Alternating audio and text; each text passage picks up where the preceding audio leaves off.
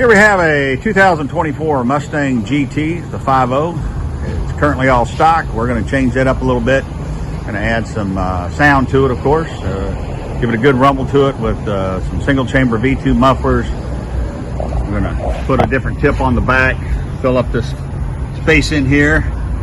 Take the stock mufflers off, of course, and take this mid muffler off and put a true X pipe on it. It'll all be stock. Other than that, it'll give it a good rumble.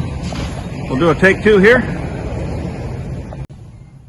Okay, so as you see there, it's a big change. Looks 100% better. Nice clean look there. It fills up all that gap in there with the factory tip.